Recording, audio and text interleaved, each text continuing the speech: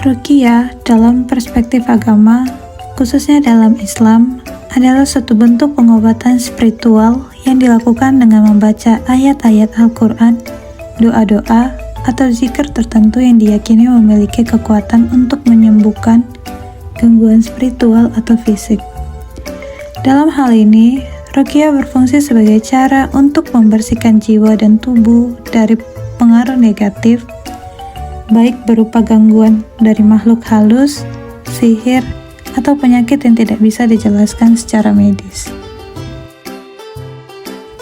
Secara khusus, Ruqyah membangun kesehatan spiritual dengan memperkuat hubungan seseorang dengan Allah melalui pembacaan ayat-ayat Al-Quran yang diyakini memiliki kekuatan penyembuhan.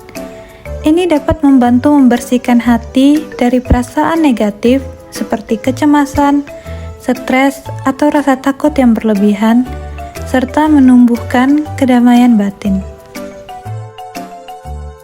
Dari segi fisik, Ruqyah berfungsi untuk menyembuhkan penyakit yang mungkin disebabkan oleh gangguan spiritual.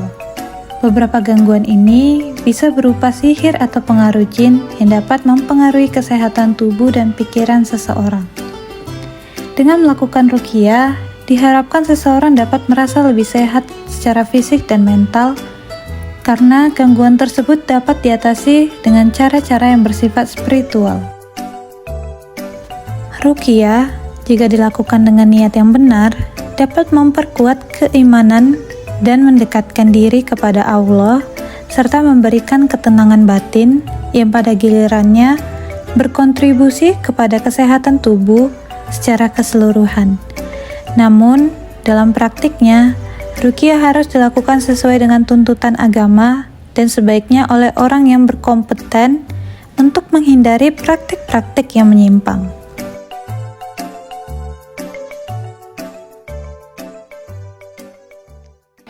Assalamualaikum warahmatullahi wabarakatuh. Perkenalkan, kami ini dari Universitas Riau, jurusan Sosiologi. Di sini kami ingin mewawancarai. Jadi sebelum itu kami ingin memperkenalkan diri dulu.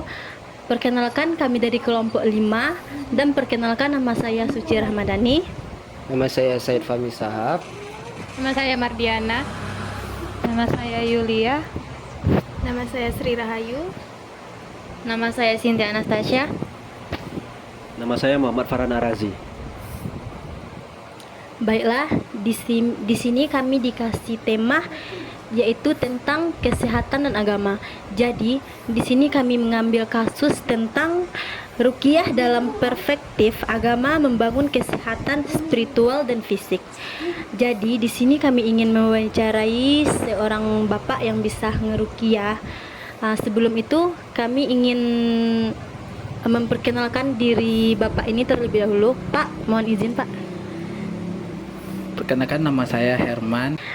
Baiklah, di sini Pak, kami ingin mewawancarai Bapak satu persatu tentang bagaimana Ruqyah. Jadi, pertama, Kalau masalah Ruqyah, ayat yang dibacakan adalah Ruqyah itu sebenarnya dalam Al-Quran itu telah dijelaskan. Sesungguhnya Al-Quran itu diturunkan ke atas dunia ini bukan hanya sekedar petunjuk bagi umat Islam, bahkan sebagai obat dari segala penyakit, dan boleh sembarang aja ayatnya. Tapi yang bila bisa kita pelajari, ada yang kita bisa, ayat-ayat yang kita dapat boleh kita baca untuk kesehatan kita.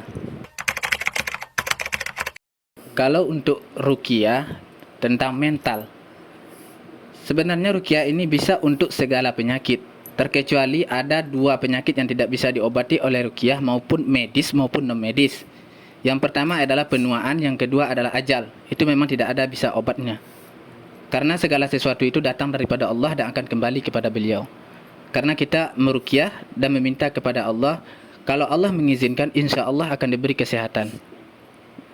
Jadi untuk ketergantungan mental, insya Allah bisa diruqyah.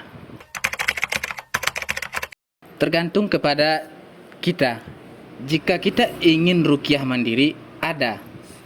Seperti yang dibacakan, yang diperlakukan oleh baginda Rasulullah SAW mengajarkan ruqyah mandiri dengan membaca A'udzubillahi wa qudratihi min syarri ma ajidu wa uhaziru. Kita baca dulu bismillah, bismillah, bismillah 3 kali, lalu kita baca A'udzubillahi wa qudratihi min syarri ma ajidu wa uhaziru sebanyak 7 kali. Itu adalah ruqyah mandiri. Dan ruqyah untuk ada prakteknya bisa juga dilakukan. Itu kita pergi kepada orang-orang yang lebih paham dengan ruqyah. Tanda-tanda orang-orang yang membutuhkan ruqyah. Yang pertama, orang itu sering malas bangun tidur. Dan yang kedua, malas mengerjakan ibadah. Apabila ada mau beribadah, matanya mulai terasa ngantuk, terasa pegal-pegal semua. Itu bisa dikatakan dia membutuhkan ruqyah. Ada yang bisa 1 kali ruqyah, tergantung dengan penyakitnya. Ada seperti penyakit yang seperti santet misalkannya. Itu terkadang kita ruqyah hanya 1 kali, kadang tidak bisa sembuh langsung. Karena itu tergantung kepada Yang Maha Kuasa. Ada yang dilakukan oleh orang berkali-kali, bahkan sampai 21 kali. Biasanya dalam ilmu dalam santet, kalau tidak bisa dalam 3 hari, dilanjut dalam 7 hari, bahkan sampai 21 hari. Syarat-syarat orang yang ingin meruqyah, yang pertama sekali orang itu benar-benar ingin meruqyah, bukan hanya untuk mencoba-coba ilmu ruqyah, karena Allah itu tidak suka dicoba-coba. Dan yang kedua, orang yang meruqyah itu betul-betul fasih dalam meruqyah. Boleh saja, yang namanya orang sakit kita harus saling tolong-menolong jika betul dia tulus ingin meruqyah. Terima kasih Pak udah menjawab pertanyaan kami semua. Jadi sekarang kami lebih banyak tahu ilmu tentang ruqyah.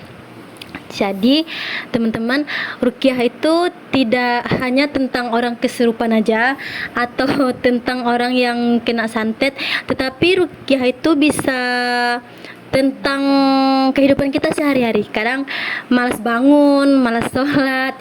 Jadi kalau yang kayak gitu juga harus wajib diruqyah.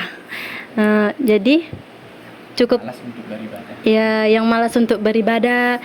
Jadi kayak gitu juga harus wajib diruqyah. Baiklah, terima kasih. Cukup sekian wawancara dari kami. Assalamualaikum warahmatullahi wabarakatuh.